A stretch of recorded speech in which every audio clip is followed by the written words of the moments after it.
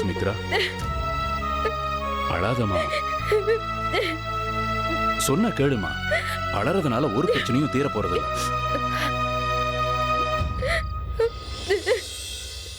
Uncle, பிரியாக்கு என்ன ஆச்சோன்னு தெரியல. அம்மா வேற ஊர்ல இல்ல. அம்மா வந்தா என்ன பதில் சொல்ல போறேனே தெரியல. அவங்களால இத தாங்க முடியாது.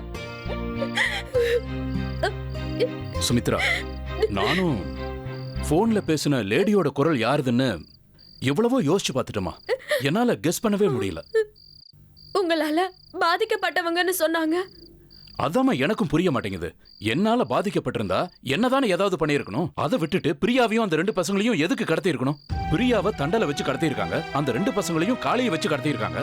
காளி, தண்டல், போன்ல பேசின அந்த பொம்பளை, இவங்களுக்குள்ள என்ன ரிலேஷன்ஷிப் இருக்குன்னு யோசிச்சு பார்த்தா ஒரே குழப்பமா இருக்குமா. ஒண்ணுமே புரிய மாட்டேங்குது. ஏன் அங்கிள், ஒருவேளை இப்படி இருக்குமோ? என்னம்மா? அவங்க சொல்லிதான் தண்டல் பிரியாவுக்கு தாலி கட்டியிருப்பானோ. அவனை புடிச்சா யாரு என்னன்னு தெரியும்ல.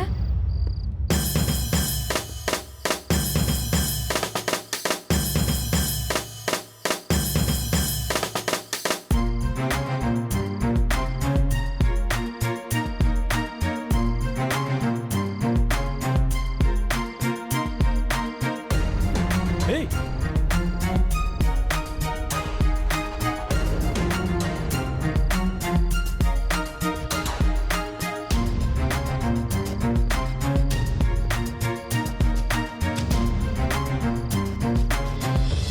உதயகுமார், நீங்க எப்படி? எப்படி உயிரோட இருக்கன்னு கேக்குறீங்களா? சாவு நம்மளை அவ்வளவு சீக்கிரம் கொண்டு போயிடுமா என்ன? இன்னும் எவ்வளவோ செய்ய வேண்டியது இருக்கு. ஆமா, பிரியாவை கடத்தினது யாருன்னு தெரியாம குழம்பிட்டு இருக்கீங்களா? ஏய், உங்களுக்கு எப்படி தெரியும்? என்னையா இப்படி கேட்டீங்க? ஒரு போலீஸ்காரனுக்கு இது கூடவா தெரியாது? எனக்கு எல்லா டீட்டெயிலும் தெரியும். பிரியாவை தண்டல் தானே கூட்டிட்டு போனா? ஆமா. இந்நேரம் தண்டலை கொண்டு இருப்பாங்கன்னு நினைக்கிறேன். அங்கிள், அப்ப பிரியா? பயப்படாதீங்க, பிரியா ஒன்றும் பண்ணியிருக்க மாட்டாங்க. ஏன்னா அவங்கள வச்சுதான் ப்ளே பண்ணுவாங்கன்னு நினைக்கிறேன். என்ன உதயகுமார் சொல்றீங்க? ஆமாங்கய்யா, அவங்கள பத்தி எனக்கு நல்லாவே தெரியும். ரொம்ப மோசமானவங்க. அப்ப அவங்க மேல ஆக்ஷன் எடுக்க வேண்டியதானே?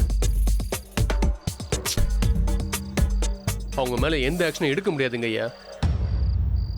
என்ன சார் இப்படி சொல்றீங்க? நீங்க போலீஸ் தானே. தப்பு பண்றவங்க மேல ஆக்ஷன் எடுக்க சொல்றோம், நீங்க முடியாதுன்னு சொல்றீங்க. உங்க கோவம் எனக்கு புரியுது. ஆனா என்னால எதுவும் பண்ண முடியாது. அதான் ஏன்னு கேக்குறேன். ஏன்னா அது பெரிய நெட்வொர்க். என்ன சொல்றீங்க உதயகுமார்? ஆமாங்கய்யா, நான், காமாட்சி, வள்ளி, மார்ட்டின்னு இப்படி நிறைய பேர் இருக்காங்க. நாங்க எல்லாரும் ஒரே இடத்துல படிச்சு வளர்ந்தவங்க. அவங்கவுங்க திறமைக்கு ஏற்ற மாதிரி ஒவ்வொரு இடத்துலையும் வேலைக்கு சேர்த்து விட்டாங்க. இங்க இருக்கிற எல்லா டிபார்ட்மெண்ட்லயும் அவங்களுக்கு ஒரு ஆள் இருக்காங்க. அதனாலதான் இப்ப வரைக்கும் குற்றவாளி யாருன்னு உங்களால கண்டுபிடிக்க முடியல. அப்படியே கண்டுபிடிச்சாலும் அவங்கள எதுவும் பண்ண முடியாது. சுமித்ராவோட அப்பாவை ஊழல் வழக்குல மாட்ட வச்சது, வாசுதேவனை கொன்னது, சுமித்ராவோட அம்மாவை கொலை பண்ண முயற்சி பண்ணது, இப்ப அந்த பசங்களை கடத்தினது, பிரியாவை கடத்தினது எல்லாமே அவங்க தான்.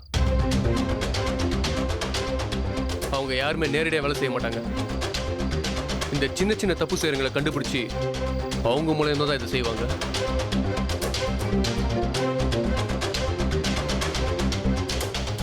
நீங்களும் அவங்க கூட தான் இருந்தேன்னு சொல்றீங்க. அப்புறம் எப்படி திடீர்னு நல்லவர் மாதிரி எல்லாத்தையும் எங்க கிட்ட சொல்றீங்க? அவங்களுக்காக எல்லா வேலையும் பார்த்தா என்னையே கொல்ல முயற்சி பண்ணாங்க.